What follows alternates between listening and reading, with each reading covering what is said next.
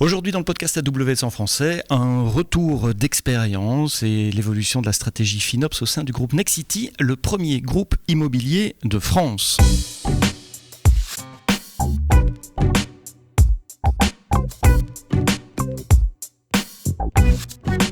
Bonjour, bienvenue dans le podcast AWS en français, comme tous les vendredis matins. Merci de nous écouter sur toutes les plateformes de podcast, Amazon Music, Google, YouTube, pour être précis, Apple Podcast, Deezer, Spotify et les autres. Abonnez-vous, comme ça vous recevez le download tous les matins. Aujourd'hui, on va parler FinOps, économie de coûts. Ce sont des épisodes qui sont souvent très populaires et très téléchargés, ceux où on parle d'économie de coûts. Et il y a plein de moyens d'économiser les coûts. AWS vous accompagne d'ailleurs pour vous aider dans cette démarche. Et puis, beaucoup de grands groupes mettent en place, on en a déjà parlé dans le podcast, des stratégies FinOps, opérations financières. Aujourd'hui, j'ai le plaisir d'accueillir Xavier Top, qui est responsable du Cloud Center of Excellence, direction des solutions et innovations numériques au sein du groupe Nexity. Xavier, merci d'être là. Pour une fois, on est face à face, on est dans les bureaux de Nexity à Lille. Nexity, c'est quoi, Xavier ?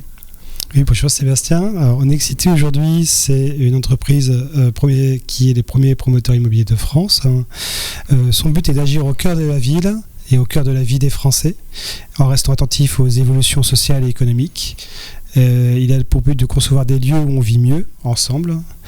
Son objectif également, c'est de mobiliser collectivement pour agir dans une trajectoire bas carbone. C'est un des principaux objectifs également de Nexity. Et voilà, c'est vraiment principalement sa motivation aujourd'hui. Vous avez fait le choix du cloud il y a quelques années déjà. C'est quel type de workload, c'est quel type d'applications qui sont sur AWS ? Alors effectivement, on a fait le choix de migrer sur AWS depuis nos data centers historiques. Nos applications aujourd'hui sont des applications un peu anciennes, qui mêlent pas mal de technologies comme le .NET, le Java. Et on a migré effectivement de nos data centers vers AWS en mode lift and shift. Donc vraiment d'un seul coup, entre guillemets, c'est-à-dire qu'on a mis quelques mois quand même pour le faire. On prend les VM existants, et on redéploie les mêmes VM sans toucher, sans replatformer ou en touchant un minimum. Si, il y a eu quand même des stratégies de replatforming, il y a eu une stratégie également de suppression de workload qui n'étaient pas forcément nécessaires.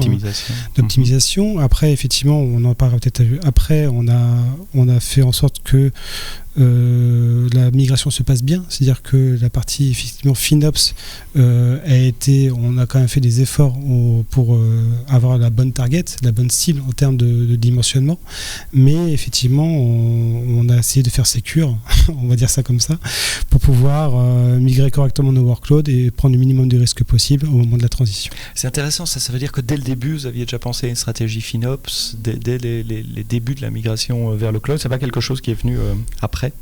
Alors on a commencé, c'est très basique, c'est-à-dire qu'on a essayé de dimensionner au mieux quand même les infrastructures cibles. On nous a souvent fait ISO quand même par rapport à ce qu'il y avait avant, justement pour limiter l'impact de la migration, de pas faire en sorte que les infrastructures soient moins dimensionnées, de cette là avoir des problématiques de migration à cause de cette stratégie-là. Mais c'était effectivement un de nos axes également importants dans la migration, de penser un peu à minima FinOps pour limiter l'impact financier de la migration. Ben oui, parce que c'est ça que nos clients nous disent, c'est qu'un lift and shift, c'est facile, mais ça coûte relativement cher, parce que si on prend une architecture on-prem telle qu'elle, as is comme on dit en anglais, et qu'on la met dans le cloud, en général on paye plus cher dans le cloud que ce qu'on payait avant. D'ailleurs c'est un point sur lequel le cabinet d'analyse Gartner nous a accroché dans son dernier rapport qui est sorti fin de l'année passée, qui a été publié début de cette année. Il disait attention, si vous migrez sur AWS, il y a une tendance à faire du lift and shift, et le lift and shift ça coûte cher. Si on veut vraiment prendre avantage du cloud, il faut optimiser. Alors, quelles sont justement les optimisations que vous avez mis en œuvre dès le début ? Enfin, quels sont les premiers big rocks sur lesquels on peut s'accrocher pour optimiser ? Alors, le premier levier de toute façon d'optimisation, il est très simple, c'est de faire les réservations. C'est-à-dire qu'effectivement, on a notre cible, on sait qu'est-ce qu'on va provisionner au moment du lift and shift, et il faut faire les réservations nécessaires justement pour profiter au maximum des rabais que nous offre le saving plan, par exemple, pour les réservations d'instance. Donc, les réservations d'instance, pour ceux qui ne connaissent pas, c'est l'idée de dire je sais que j'aurai besoin, je prends un chiffre quelconque, de 10 instances de cette famille-là tout au long de l'année. Plutôt que les payer à la demande, à l'heure, je m'engage à payer 1 an, 2 ans, 3 ans, soit tout à l'avance, soit un peu tous les mois, en échange d'un discount, parce que le prix par heure est beaucoup plus bas. Il y a les réservations qui assurent aussi une certaine réservation de capacité en cas de scaling, et puis il y a des saving plans qui sont plus financiers. Un saving plan, tu t'engages à dépenser un certain budget pour un temps donné, c'est ça ? C'est ça. Alors au départ, le saving plan n'existait pas. Donc on était vraiment sur... C'était aux environs de 2018, donc on était vraiment sur des réservations d'instances et de manière très précise. Ça ne nous dérangeait pas. Hein, parce c'est que pas très flexible. C'est pas très flexible, effectivement. Ouais. Et ça ne nous dérangeait pas parce qu'on savait où on allait lors de la migration. Ce qui est moins vrai aujourd'hui, parce qu'on n'est plus dans la phase lift and shift, mais vraiment dans la phase transformation. C'est vraiment utiliser les services du cloud. Donc forcément, on transforme quelques modèles qui sont très statiques au niveau infrastructure avec des EC2 en modèle plus serverless, par exemple. Donc on a beaucoup plus de mouvements d'infrastructure qu'avant, qui était quelque chose de très statique. Et voilà, c'était notre premier levier, effectivement, FinOps. C'était les réservations d'RDS et d'EC2. Ah oui, les réservations, ça ne s'applique pas qu'à EC2, c'est pour les bases de données RDS aussi.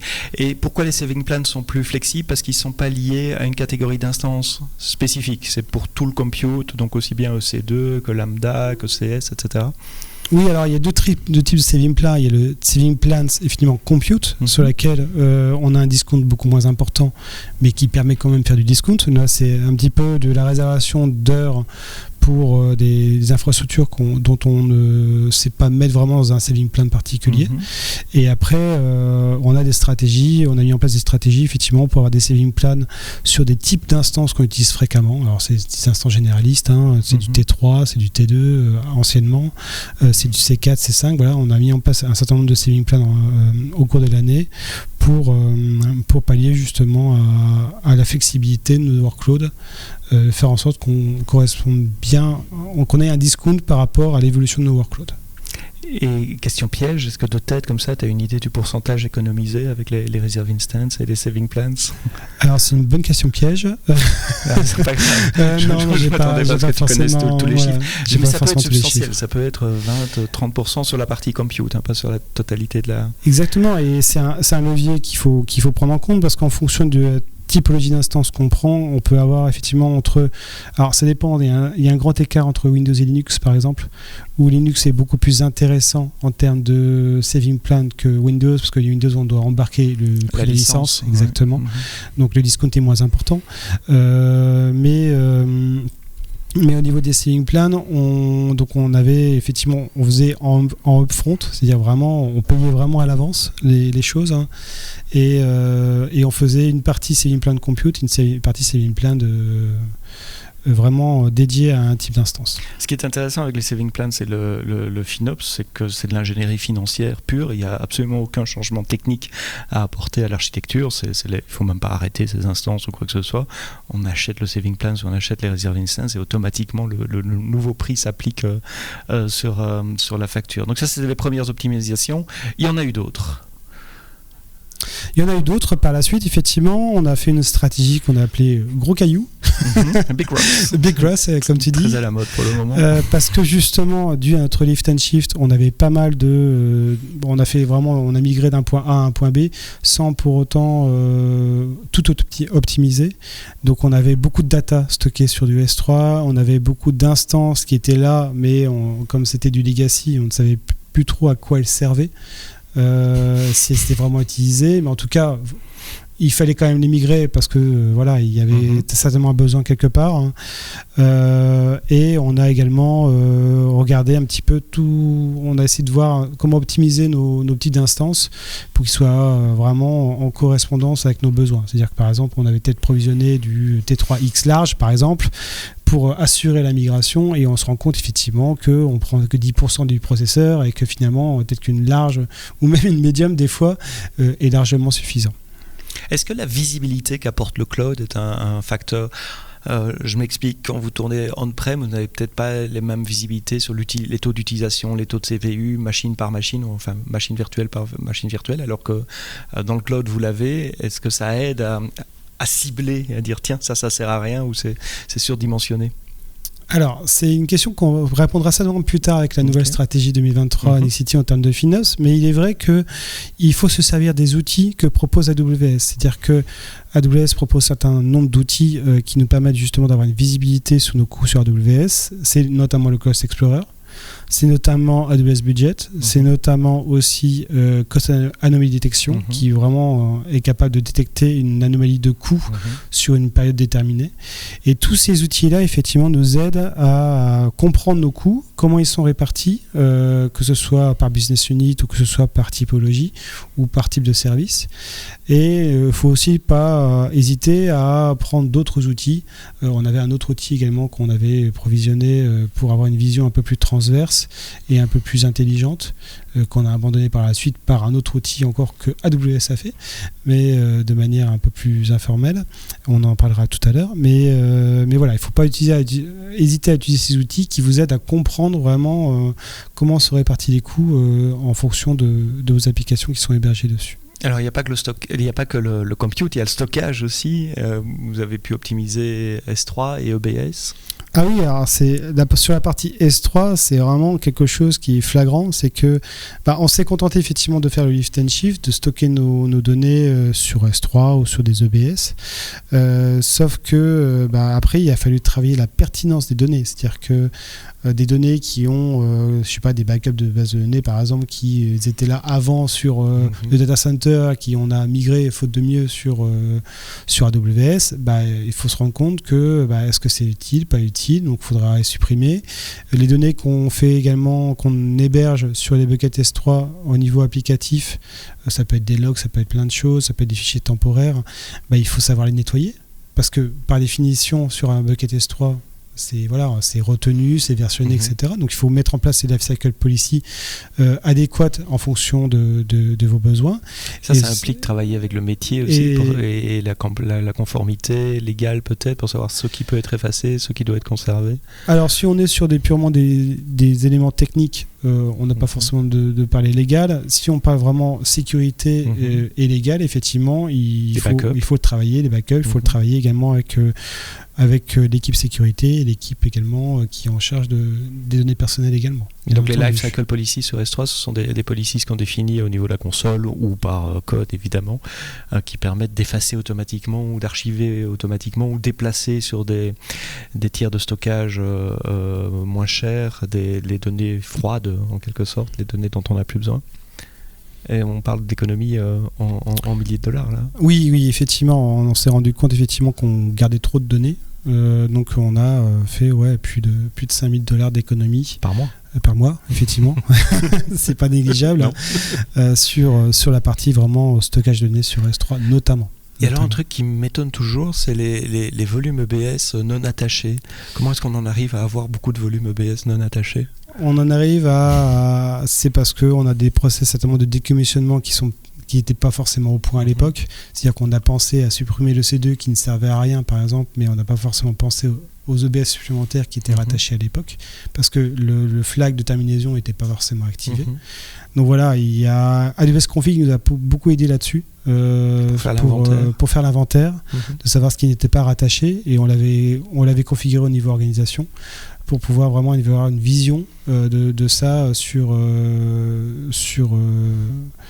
AWS, sachant que de toute façon le Cost Explorer n'est d'aucune aide par rapport à ça. C'est pas lui qui va nous aider justement à détecter des anomalies justement de configuration de nos workloads. Il y a d'autres outils, notamment AWS Config, qui nous permettent de voir ça. Trust Advisor aussi, je pense. Oui, j'étais en train de chercher le mot. C'est Trust Advisor qui peut lister des ressources non utilisées. Exactement. Notamment les volumes EBS. Et il y a aussi le TAM qui nous aide beaucoup là-dessus, Technical Account Manager, qui est capable effectivement de nous donner des consignes, on va dire ça comme ça, avec le Trust Advisor, justement pour dire attention, vous avez des idle load balancer, vous avez des idle snapshot, vous avez des idle, enfin pas snapshot mais EBS, qui nous aide justement à optimiser nos coûts sur AWS.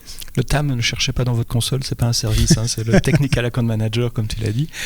C'est une personne qui appartient dans notre organisation au support et qui travaille avec les grandes entreprises comme Nexity pour faire du support proactif, on appelle ça, pour faire de l'accompagnement technique. Oui, c'est un peu plus que ça. C'est pas, il y a l'accompagnement technique, bien entendu, il y a l'expertise qu'on peut aller chercher, qui peut nous aider à aller chercher. Et il y a également aussi avoir une vision de l'évolution de nos workloads, avoir une vision de l'évolution de notre métier et nous conseiller justement sur les patterns techniques qui peuvent être pertinents par rapport à l'évolution de nos métiers. Un des services qu'AWS met à la disposition des entreprises ou en tout cas des grands clients. J'avais aussi développé des outils qui permettent à tout un chacun de démarrer, d'arrêter des instances, de voir quelles sont les instances qu'il utilise. Effectivement, oui. Au-delà effectivement des saving plans qu'on a mis en place et de tous les mécanismes de base qu'on peut mettre en place au niveau FinOps, on a développé des outils personnalisés pour Nexity qu'on a appelé Stopinator par exemple. Donc c'est une lambda en fait qui est orchestré par un ordonnanceur et qui permet notamment, grâce à des tags, d'arrêter ou de démarrer des machines sur les comptes hors prod et aussi prod. C'est-à-dire que si aujourd'hui on développe toute la journée sur nos applications, le soir, ça m'étonnerait qu'on développe des choses sur nos machines, donc on a décidé de les arrêter et on a quelque chose de flexible, c'est-à-dire que les applications sont capables, les responsables d'application sont capables de dire sur telle application on travaille de 8h à 19h, sur telle application on travaille de 9h à 15h, sur telle application on travaille que entre midi et 2, et en fait en fonction des tags qu'on met en place sur les différentes infrastructures, et le Stopinator va toutes les X minutes aller checker s'il y a des ressources à arrêter ou stopper et va faire le boulot et donc va faire l'effort FinOps nécessaire. Alors ça a l'air simple comme ça, mais je suppose que vous avez plusieurs comptes, peut-être sur plusieurs régions. Donc on a une trentaine de comptes, effectivement, mais avec les mécanismes d'assume role et des lambda, on s'en sort très bien. Stopinator. On a une autre application effectivement qui est le pendant, qui est un peu plus, qui est moins automatisé, qui peut être à la main des responsables d'application, qui s'appelle NSO, Nexity Start on Demand. Donc c'est un mélange de lambda et d'interface graphique qui permet, avec l'aide du Stopinator également, d'arrêter ou démarrer les instances à la demande. Donc c'est en même temps du EC2 et en même temps du RDS, donc tout ce qui peut être démarré et arrêté. Et c'est vraiment le RA qui décide de démarrer son environnement. Le RA est responsable applicatif, ou le tech lead. Et ça permet notamment d'arrêter vraiment des instances le soir, et si vraiment il a besoin de son application, 4 jours après, 6 jours après, un mois après, il peut la démarrer de manière autonome. Pourquoi ? Enfin, j'ai une idée de la réponse, mais je dois quand même poser la question. Pourquoi pas donner accès à la console pour cela ? Ça demande des compétences particulières et c'est surtout que on a voulu donner la possibilité d'avoir un outil easy to use, surtout parce qu'une application, c'est pas qu'une EC2, ça peut être une EC2, ça peut être une RDS, ça peut être des autoscaling. Donc on a donné un outil capable justement d'intervenir sur l'ensemble des périmètres infrastructure d'une application. Donc quand on dit que par exemple on doit démarrer l'application Toto, il va prendre l'ensemble de ces éléments et il va dire démarre-moi tout. Oui, c'est-à-dire que le niveau d'abstraction que vous exposez, c'est l'application et pas nécessairement la ressource individuelle en dessous. C'est ça. Ce qui permet de simplifier. J'ai fait une application similaire sur iPhone pour mon fils qui fait des études, qui utilise de temps en temps des machines virtuelles Linux sur mon compte AWS privé, celui où il y a ma carte de crédit, et donc pour lui permettre à la demande d'arrêter et de redémarrer sans nécessairement avoir accès à toute la console aussi pour les mêmes raisons. Un des points clés dans le FinOps, c'est de voir, c'est d'observer. C'était un des points de la keynote de Werner Vogels à la conférence reInvent fin de l'année passée. C'est dire on peut agir que sur ce qu'on connaît et on peut connaître que si on observe et on monitore. Qu'est-ce que vous utilisez, qu'est-ce que vous avez mis en place pour observer, pour avoir une vue d'ensemble de votre situation FinOps à un moment donné ? Alors, on a un outil AWS et un outil personnalisé qui permet de faire ce genre de choses. Le Cost Expert nous permet d'observer effectivement nos coûts. On a des alerting cost anomaly detection qui permettent d'être au courant effectivement des anomalies d'augmentation et de réduction de coûts. C'est pas parce qu'un coût se réduit que c'est bien, c'est peut-être qu'il y a un problème quelque part aussi. Voilà, on est aussi dans l'incidentologie par rapport à ça. Et on a développé également un autre outil, encore une lambda, serverless, qui permet d'attaquer directement le Cost Explorer pour faire un tableau, une évolution des coûts en fonction de notre façon de fonctionner, en fonction des BU, des business units, en fonction des applications, pour se rendre compte de l'évolution des coûts de J-2 à J-9. Parce qu'il faut faire attention qu'AWS à J-0, c'est pas les coûts vraiment réels. Il met quelques jours justement pour avoir vraiment les coûts réels et les prendre en compte. Donc on fait des comparatifs comme ça de J-2 à J-7 et on est capable de voir si par exemple sur un tel périmètre applicatif, on a une évolution des coûts de 10%, 20%, etc. Et là, on va pouvoir agir par rapport à cette augmentation de coûts. Donc, c'est une lambda qui envoie un mail avec un tableau récapitulatif des coûts en fonction des comptes, en fonction des business units, en fonction des applications. Et vous rendez ces dashboards visibles aussi, ou ces messages au niveau des business units? Est-ce que les business units sont owner en mauvais français? Alors, ce n'est pas des dashboards, c'est des envois de mail. Ce sont des envois de mail. Ce sont des envois de mail. On a développé des nouveaux dashboards, effectivement, on en parlera sûrement après, sur lesquels, effectivement, les responsables de business unit ou même les responsables d'application sont capables d'aller voir leurs coûts applicatifs. Alors, je reviens 2 secondes sur les envois de mail avant de parler des dashboards, parce qu'effectivement, ça touche l'organisation. Envoi de mail, escalation des managers, ouverture de tickets, enfin on peut imaginer l'automatisation très très poussée. À quel stade vous en êtes pour le moment? Alors c'est justement, ça fera partie de nos évolutions 2023-2024, on va dire ça comme ça. On est très pour l'instant dans l'observation et pas encore dans l'automatisation. Les dashboarding, donc ça permet de montrer à chacun des acteurs combien il coûte. Est-ce que vous avez dû développer des dashboards particuliers? Est-ce que vous en sortez avec les dashboards fournis par AWS? Première question. Deuxième question, quelle est la granularité de vos dashboards? On a parlé tout à l'heure du Stopinator ou de l'interface web standard qui travaille à la granularité de l'application, ce qui finalement parle aux gens métiers et pas nécessairement la granularité de chaque ressource individuelle. Alors sur la partie dashboarding, sur la première question, on avait un outil qui est un des leaders du marché qui permettait justement d'avoir la vision par service, par application, par compte de l'ensemble de ces dashboards, sauf que l'outil était complexe à utiliser. Et on s'est rendu compte effectivement que cet outil-là, bien qu'il soit de bonne qualité, n'était pas un outil, malgré le coût qu'on payait, n'était pas un outil vraiment très utilisé et complexe à prendre en compte, à se faire la main dessus. Donc cet outil-là, on a décidé de l'abandonner parce que ça ne sert à rien de payer un outil s'il n'est pas utilisé. Et on a développé un autre outil qui est le Cloud Intelligence Dashboard, qui a été créé par des passionnés côté AWS. C'est ce fameux outil qui utilise QuickSight que vous devez déployer dans votre compte. Donc vous avez un template CloudFormation pour déployer. Il va pomper les données à différentes sources et créer des dashboards QuickSight. Exactement, sauf que comme on est au CCE, on n'a pas voulu utiliser les éléments clés en main d'Afra Code. On a voulu comprendre comment il fonctionnait, donc on l'a fait vraiment à la mano pour le coup, pour vraiment comprendre tous les mécanismes du Cloud Intelligence Dashboard et pouvoir être de cette là en maîtrise de l'outil. Et les équipes métiers ont maintenant accès à leur dashboard personnalisé, chacun pour leur métier? C'est exactement ça. Aujourd'hui, on a développé donc un portail avec le QuickSight Embedded qui permet justement de donner accès à un certain nombre de personnes. Donc ça peut être des responsables d'application, ça peut être des responsables de BU, du business unit. Donner accès justement à 2 dashboards particuliers. Un dashboard quotidien qui leur permet d'être alertés justement en cas d'anomalie. Alors le dashboard en lui-même est visible directement en lien privé sur un DNS chez nous, donc sur un nom de domaine, et ils ont la capacité d'enclencher une alerting par mail pour par exemple envoyer ce dashboard-là tous les jours à 9h. Donc tous les jours à 9h, ils reçoivent un détail de l'ensemble de leurs coûts sur leur périmètre à eux. Alors ça peut être le périmètre de toute une business unit, ça peut être le périmètre d'une application en particulier.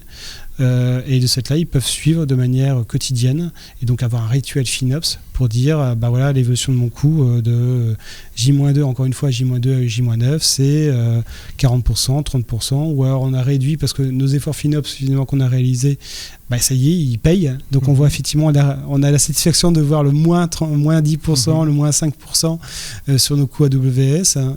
Voilà, ça va dans les deux sens et ça permet une meilleure réactivité au niveau des business units pour pouvoir justement opérer des efforts FinOps sur leurs différents périmètres. Il y a un vrai changement de mentalité quand on fait ça, quand on vient du on-prem, où finalement le data center c'est des coûts fixes ou en tout cas cachés au métier. Comment vous avez attaqué l'aspect éducation, philosophie? Enfin, il y a certainement du training, mais il y a plus que ça. Il y a plus que ça, c'est-à-dire qu'il faut embarquer en fait les équipes dans cette nouvelle stratégie. C'est-à-dire qu'il faut développer une culture FinOps dans l'entreprise. Et développer une culture, c'est pas forcément quelque chose qui est très évident. De cette là, il faut un sponsorship. Il faut quelqu'un justement qui nous aide à établir cette stratégie et faire en sorte que les différents responsables de business unit, ou en tout cas ceux qui ont les clés du budget dans les différentes business units, comprennent qu'il faut adhérer à la démarche. Donc il y a eu plusieurs mécanismes qui ont été mis en place par rapport à ça. Il y a notamment eu le fait qu'ils sont objectivés par rapport aux efforts FinOps à fournir en fonction des BU. Donc ça fait partie de leur métrique en fin d'année. Voilà, c'est ça. Il faut faire moins 10% cette année. Qu'on t'a deviné. C'est intéressant et j'aime bien cet aspect top-down. Mais comment est-ce qu'on... moins 10% c'est bien si le périmètre est fixe, mais le périmètre cloud il évolue, il y a des nouvelles applications, etc. Donc comment vous calculez le baseline pour ce genre-là? Effectivement, il a fallu développer également une stratégie de calcul de l'effort FinOps, enfin de l'économie FinOps réalisée au cours de l'année. Donc ce qu'on a fait, on a fait pour l'instant quelque chose de très simple, c'est-à-dire que sur tous nos builds, tous nos infrastructures qu'on a nouvellement buildées sur l'année 2023, on les a tagués avec par exemple Year of Creation égale 2023 et en mettant le tag justement sur ces différentes ressources, on est capable d'analyser les coûts économisés sur les builds avant 2023 par exemple et voir l'effort FinOps fourni sans prendre en compte les nouveaux builds. Voilà. Et après, on peut effectivement également calculer l'effort FinOps sur les nouveaux builds, mais bon, il sera forcément moindre vu que l'effort FinOps, on le fait déjà sur les nouveaux builds également. Intéressant. Donc l'utilisation des tags pour déterminer les baselines.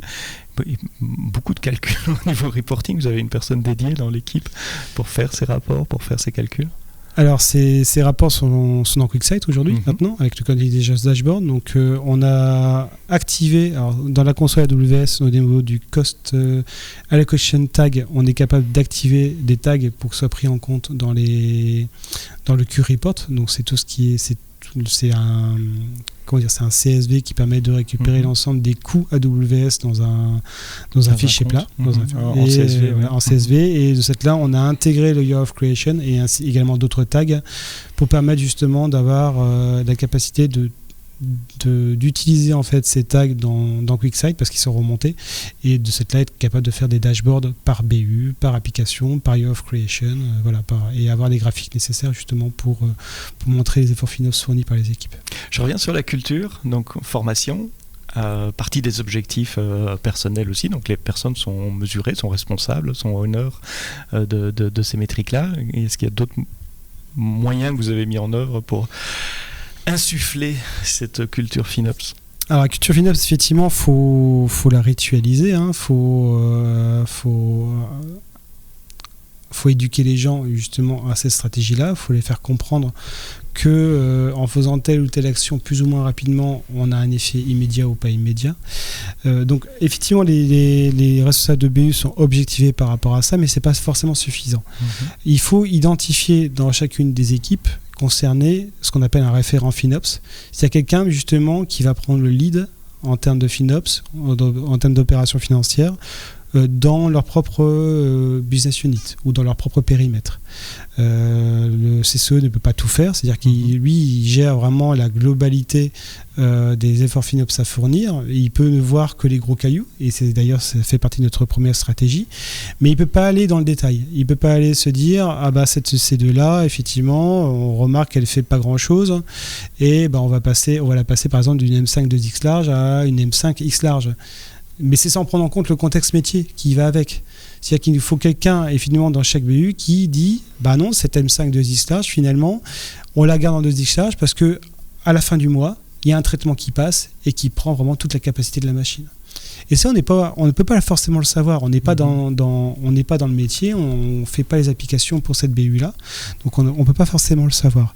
Et d'où, effectivement, l'importance d'avoir un référent qui est capable d'analyser ce qui doit être fait en termes d'opérations financières sous son propre périmètre et de pouvoir agir en fonction de la connaissance qu'il a de ce périmètre-là. Alors, on a beaucoup parlé du réactif, c'est-à-dire de ce qu'on fait après qu'une application est déployée, qu'une architecture est déployée. Quels sont les éléments que vous intégrez dans le proactif? Je reviens à la keynote de Werner Vogels à re:Invent. Il parlait de l'architecte cloud d'aujourd'hui et celui qui inclut le coût dans les requirements non fonctionnels d'une application. Comme avant, on avait la stabilité, la disponibilité, la sécurité, tous les IT en anglais.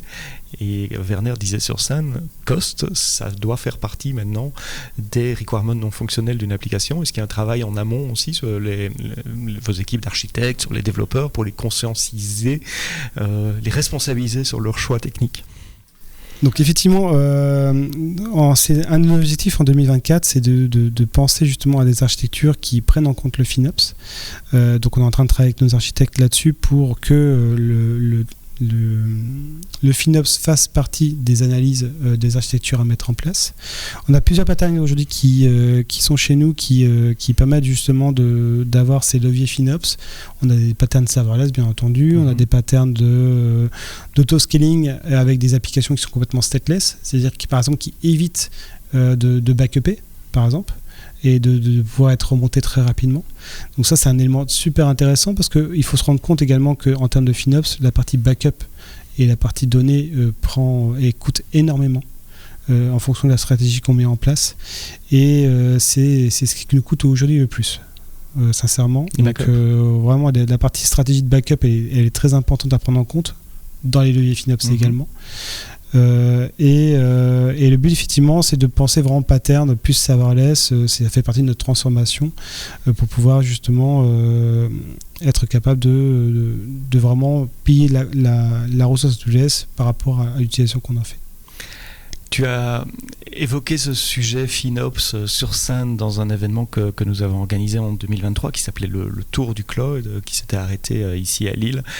Et un des slides qui m'a marqué dans cette présentation s'appelle le rituel du FinOps. Alors moi j'ai complété en disant vers la zénitude du FinOps, mais c'est quoi le rituel du FinOps ?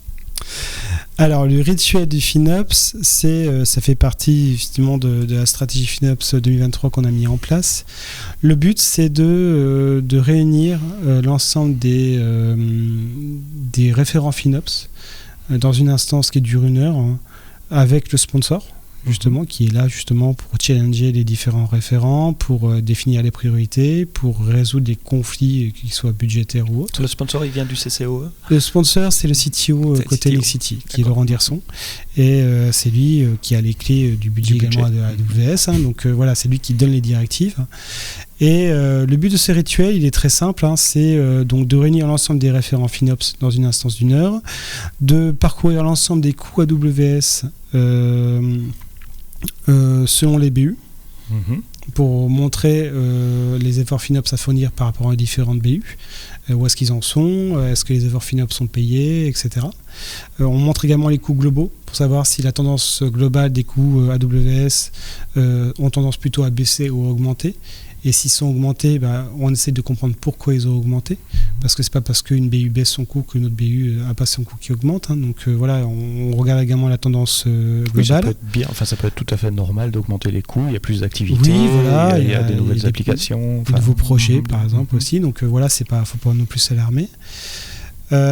Qu'est-ce qu'on a mis d'autre en place aussi ? On parle beaucoup des résas. C'est-à-dire que aujourd'hui, les réservations des saving plans et des réservations RDS, on les fait que 2 fois par an.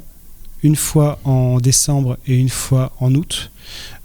Parce qu'on ne veut pas passer notre temps à faire des réservations, et certains le font.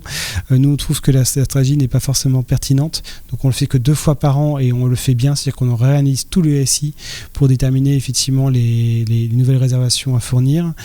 Et ce qui est intéressant, justement, c'est que les référents FinOps, comme ils font partie maintenant de l'équation, nous projettent sur justement qu'est-ce qu'ils vont, utiliser demain, dans 3 mois. Ah non, cette RDS-là, elle n'est plus utilisée, ça ne sert à rien de réserver. Cette RDS-là va évoluer, on passe d'une MariaDB à une Postgre. Voilà, tout ça, avant, on ne pouvait pas le savoir. Et grâce à cette culture FinOps, grâce à ces réunions, à ce rituel justement FinOps que tu parles, on discute. On parle, on se projette et on est capable justement d'avoir un meilleur aperçu de comment évolue notre SI et comment faire les efforts FinOps associés par rapport à l'évolution de ce SI. C'est une question de communication finalement, de savoir. Toujours. Mais c'est un gros effort dans la culture FinOps et dans la stratégie FinOps. C'est la communication, c'est de partager notre expérience aussi, de partager nos erreurs également, parce qu'on en fait, bien entendu, nous sommes des humains.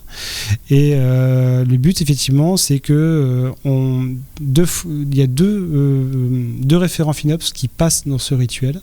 Donc dans toutes les 2 semaines, on a 1 heure avec eux, et dans cette séance, tu as 2 personnes qui passent et qui présentent leurs résultats. Ils présentent ce qu'ils ont fait, ils présentent ce qu'ils projettent de faire, et ça nous permet d'avoir une meilleure vision des efforts FinOps à venir et comment on peut les aider également, parce que c'est des profils techniques certes, mais qui ont certainement besoin d'aide pour comprendre pourquoi je ne peux pas passer sur telle instance, pourquoi on ne changerait pas d'architecture, il faudrait nous aider par rapport à ce genre de choses. On a rencontré tel problème de migration, par exemple d'anciens types d'instances de M4 à M5, parce qu'il faut mettre en place des upgrades de drivers, etc. On n'a pas compris pourquoi, donc on leur explique. Et donc voilà, on a ces rituels-là et ils partagent aussi les erreurs qu'ils ont rencontrées, les problématiques qu'ils ont rencontrées qui peuvent servir après à d'autres. Donc c'est vraiment un retour d'expérience croisé, mutuel, que ce que vous avez fait, que ce qu'on a fait, ce que ça a donné, en plus du suivi plutôt comptable. En plus du suivi et en plus de la descente également d'informations qu'on fait par rapport aux réservations. Par exemple, sur un saving plan, on est à 95% ou on est à 80%. On sait qu'on a de la marche du M5 ou du T3, on leur dit, comme ça ils peuvent se projeter dans les buts qui vont arriver. Quels sont les impacts maintenant que vous avez mis ça en place depuis un an Depuis un an. Depuis un an. Quels sont les impacts mesurables que vous voyez ? Il y a eu des impacts notables. C'est-à-dire que, comme je disais, le référent FinOps connaît son métier, connaît son périmètre applicatif, connaît son périmètre technique. Et de cette là, on a eu des surprises dans cette stratégie-là. C'est-à-dire que, par exemple, on a demandé de vérifier sur telle application l'effort FinOps à fournir, et on s'est rendu compte, par exemple, qu'on avait un environnement QA2 qu'on ne se servait pas depuis un an. Donc, boum, 30% de la facture qui tombe, parce que effectivement, ils n'étaient pas dans le match, ils n'étaient pas concernés.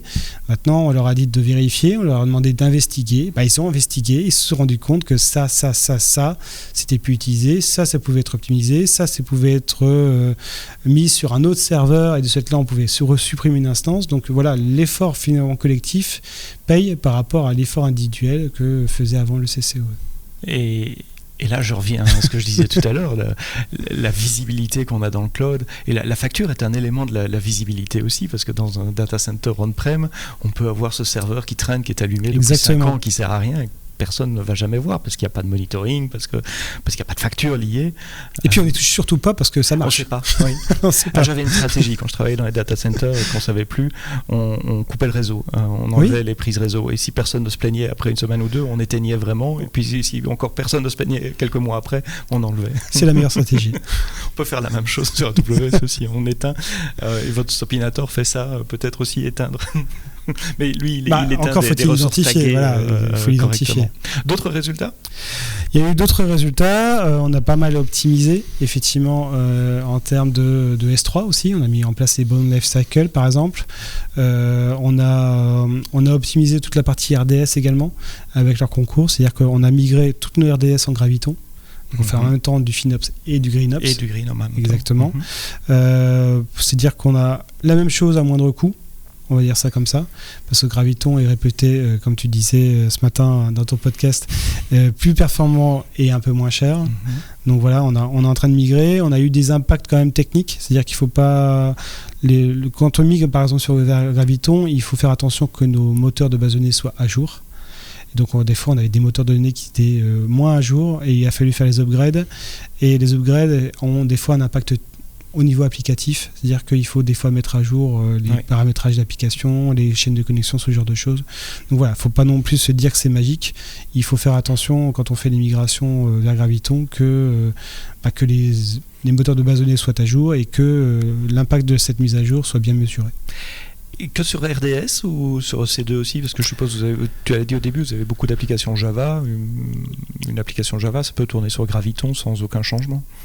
Alors, on a des applications Java, on a du Docker aussi, pas mal, on a de la containerisation. L'impact est un peu plus à mesurer parce que les dépendances sont à prendre en compte. Quand on prend en compte des conteneurs Java ou des conteneurs Python, on a des librairies par exemple qui doivent être changées pour être compatibles ARM. Et ça, c'est pas forcément anodin, ça demande pas mal de rework et c'est moins facile à mettre en place que sur la partie RDS où là effectivement c'est un service managé, c'est Amazon qui gère tout, donc ça doit fonctionner. Et c'est transparent pour l'application. Si la version de la base de données est la même, effectivement. On est en train de démarrer aussi sur la partie lambda. On l'a fait sur quelques assets en Graviton, ça fonctionne bien. Donc voilà, il faut juste faire attention aux layers et à nos librairies, mais ça fonctionne plutôt bien. Oui, en général, c'est ça. C'est les librairies qui ont du code compilé qui pourraient ne pas fonctionner sur une architecture ARM si les librairies ont été compilées pour de l'X64. Je dois poser la question multi-cloud aussi. Vous utilisez principalement AWS ou que AWS et comment vous adaptez cette stratégie FinOps aux autres cloud providers? Alors, sur la partie AWS, on a à peu près 90% de nos workloads. Donc, principalement AWS. Ou même 95% de nos workloads. On a quelques assets sur Azure, mais pas énormément. On est en train de regarder pour intégrer Azure dans la partie Cloud Intelligence Dashboard. Comme ça, on aura une vision consolidée de l'ensemble de nos cloud providers. Il faut savoir que la stratégie FinOps qu'on a mis en place, et ça, on ne l'a pas encore dit, c'est qu'elle n'est pas forcément orientée cloud. C'est-à-dire qu'aujourd'hui, la partie FinOps, elle est aussi orientée Datadog, elle est aussi orientée au niveau de notre réseau, elle est aussi orientée au niveau d'autres produits qu'on utilise chez Nexity pour faire le transfert de fichiers. Par exemple, sur certains outils, sur le transfert de fichiers, on est payé au nombre de gigas transférés, et on a mis en place des processus pour monitorer, visibiliser. Visibiliser, monitorer et aussi compresser. C'est-à-dire qu'on a remarqué effectivement qu'on payait beaucoup trop cher parce qu'on ne compressait pas, on a compressé et nos coûts ont descendu aussi.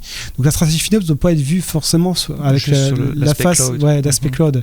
Elle doit être vue de manière globale. C'est vraiment de l'optimisation financière de manière globale. Très intéressant. C'est la première fois qu'on aborde ce point global. Alors multi-cloud, ça a du sens, mais également on-prem également. C'est peut-être un atout du cloud de rendre les coûts plus visibles et puis de se dire on va généraliser nos stratégies d'économie de coûts à d'autres choses que le cloud aussi. Tout à fait. Là, on l'a fait sur Datadog notamment, parce que c'est notre outil d'observabilité, où on s'est rendu compte qu'il fallait optimiser la rétention de nos logs, il fallait optimiser l'utilisation de nos agents, il fallait optimiser l'utilisation des outils comme de l'APM, etc. Donc voilà, il y a beaucoup de leviers à prendre en compte et pas que des leviers AWS. On enregistre ce podcast début 2024, il sera publié au premier trimestre 2024. Comment tu vois le futur? Quels sont les chantiers que vous avez cette année? Alors, les chantiers qu'on aura cette année seront sur continuer de faire évoluer nos outils de reporting, d'observabilité. Aujourd'hui, les responsables d'application ou les responsables de business unit savent enfin combien coûte leur application. Et le but, ce sera aller un peu plus dans le détail pour qu'on puisse mener des actions un peu plus ciblées. On a des actions, par exemple, sur les VPC endpoints qui peuvent être centralisées. On a des actions sur la rétention des logs. On peut avoir des actions sur le trafic également inter-VPC. Voilà, on peut enfin aller dans le détail maintenant que chacun effectivement se rend responsable des coûts sur leur périmètre. Le CCE peut enfin prendre un peu de hauteur et adresser peut-être des sujets un peu plus techniques, un peu plus approfondis pour aller chercher des économies un peu plus difficiles à atteindre. Aller chercher les derniers pourcents, les petits cailloux qui sont plus difficiles, qui mettent plus de temps. Qui mettent plus de temps à analyser, exactement. Et où le retour sur investissement est peut-être moins grand immédiatement, en tout cas. Enfin, l'effort à faire par rapport au pourcentage économisé est plus grand. C'est ça. On est en train également de mettre en place un nouveau Stopinator sur notre partie Kubernetes aussi. Parce que, comme je disais, voilà, il faut aller vers le FinOps aussi, vers des éléments qui sont hors AWS. On a des Kubernetes qui existent aujourd'hui, qui ne sont pas utilisés le soir, donc il n'y a aucune raison de les garder actifs toute la nuit ou même le week-end. Donc voilà, on est en train de travailler là-dessus. On est en train de travailler aussi sur continuer à faire évoluer notre stratégie, notre culture FinOps. C'est un combat du quotidien pour motiver les troupes, pour motiver les gens à effectivement faire ce qu'on leur demande de faire, parce qu'ils ont d'autres choses à faire à côté, ça se comprend. Donc c'est pas parce qu'on a mis une stratégie, c'est pas parce qu'on a identifié des référents FinOps que tout va fonctionner également en 2024 de la même façon. Il faut garder la dynamique, il faut garder effectivement cet effort justement à aller chercher l'information, à aller chercher les économies à faire et à continuer à les accompagner justement pour qu'ils comprennent et pour qu'ils mènent les actions nécessaires justement par rapport à leur propre périmètre. C'est ce qu'on appelle des mécanismes chez Amazon. Jeff Bezos une fois avait dit les bonnes intentions, ça ne marche pas. Tout le monde a des bonnes intentions. Tout le monde veut payer moins cher ou bien faire son boulot, mais parfois ça se noie dans la masse des autres choses qu'on a à faire, et donc il faut mettre des mécanismes en place pour que ça soit systématique et que ça soit automatique. Retour d'expérience, évolution de la stratégie FinOps chez Nexity, une question de culture d'entreprise. C'est pas évident, tu as dit, à faire bouger la culture. Il y a des mécanismes à mettre en place, et ça va bien au-delà des premiers gros cailloux, les optimisations relativement faciles, je mets quand même des guillemets, mais relativement évidentes à faire dès le début, comme l'optimisation, le nettoyage d'S3, des buckets, là où il y a des gros retours immédiats, mais aller plus dans le détail. Dans le détail, dans l'automatisation aussi. Et dans l'automatisation. L'automatisation est un élément clé, effectivement, à prendre en compte. Et il y a deux éléments clés. Il y a la partie ITSM aussi, ticketing, justement pour suivre, être capable de suivre l'évolution et enclencher les actions par rapport à ces efforts FinOps à fournir. Ça, c'est une des choses qu'on a mis en place en 2023.